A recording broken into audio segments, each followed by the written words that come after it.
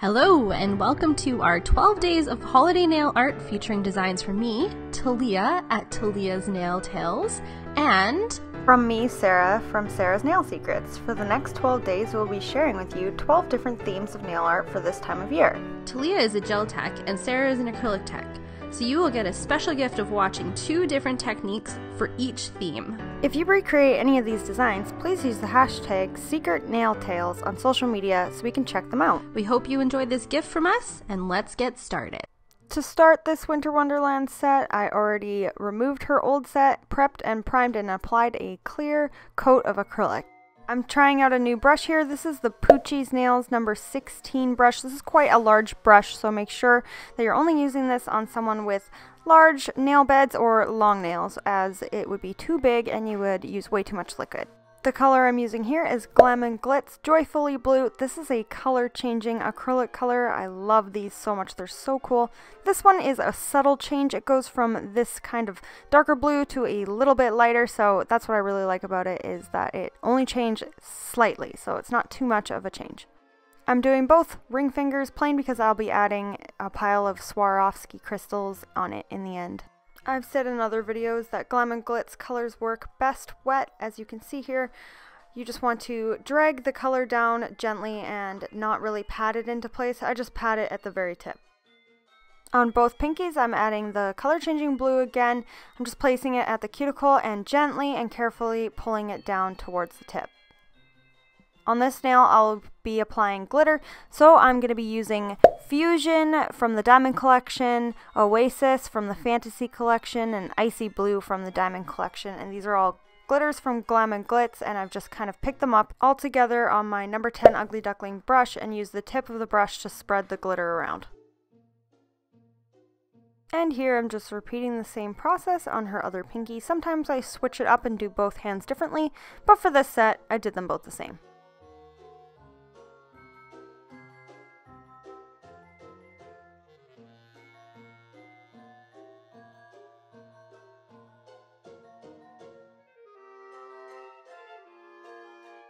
I've let the first pinky dry a little bit, and then I went back and added these chunky little flakes on them. Sorry, I have no idea where these are from, but if I find an alternative, I'll put them in the description box. For her middle finger, I'm applying Oasis. This was my favorite one out of all the glitters used in this collection, so I just had to use it all on its own.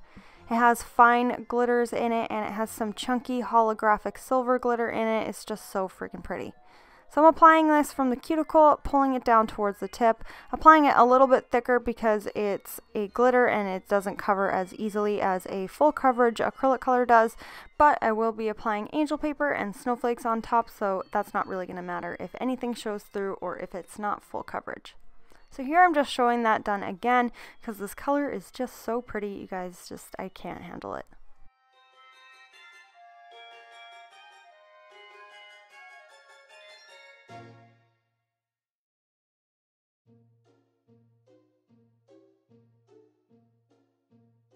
So now I'm just adding some angel paper to look like shattered ice. I picked up a little bit of acrylic on my brush to start picking up the first piece, and then I just placed these on with the monomer that's on my brush so they're wet and they'll stick to the nail. I got this angel paper from the Glitter Life, and it'll be in the description box for you guys.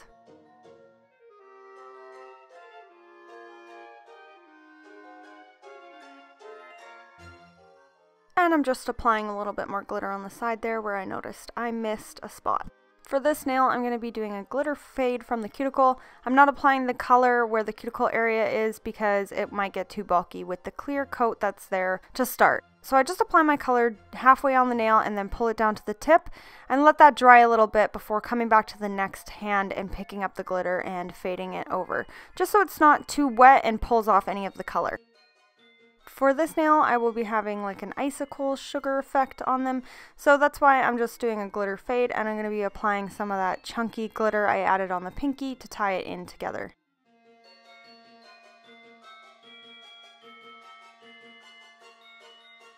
On her thumbs, I'm doing it exactly the same way as the pinky with the full color changing color on the whole nail, and then adding the glitter, doing like a little design with it. And at the end of this set, I'll be adding a giant snowflake on her thumbs.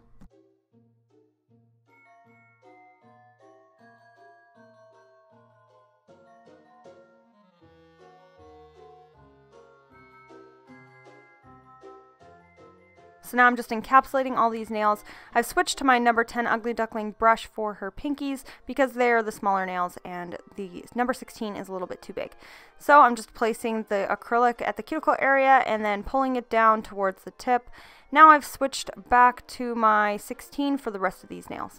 I've been playing with this number 16 brush for a while, and I have to say I really like it, but definitely only for longer sets or bigger nail beds. It's not really for your tiny finger clients or your short nails. It just holds way too much liquid, so I definitely recommend an 8 or a 10 for smaller fingers and a 12 to 16 for bigger hands. I noticed an increase in my speed while using this brush when I had clients who had longer nails or bigger nail beds, so definitely look into getting a bigger brush for those clients.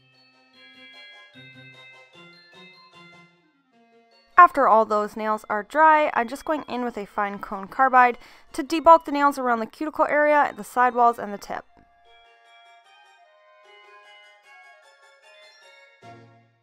Once I've debulked, I'm using my hand file to perfect the sidewalls and the tip, and I'm just going over top of the whole nail to get rid of any dents or scratches and make it all even. Once that's finished, I just go over the whole nail with a white buffing block. So now I'm just stamping on some snowflakes. So I'm just using a white I got from the dollar store. I find it's one of my favorite whites. Clear Jelly Stamper has good white too, and so does Conad, but the dollar store stamping polish is really cheap, so I just use that one. I'm using stamping plates from Bundle Monster and Beauty Big Bang, and the stamper I'm using here is the Clear Jelly Stamper. So now I'm just applying some crystals. I got these giant ones here, these teardrop ones from Fire Mountain Gems. They're so pretty, so I bought a few different colors of them.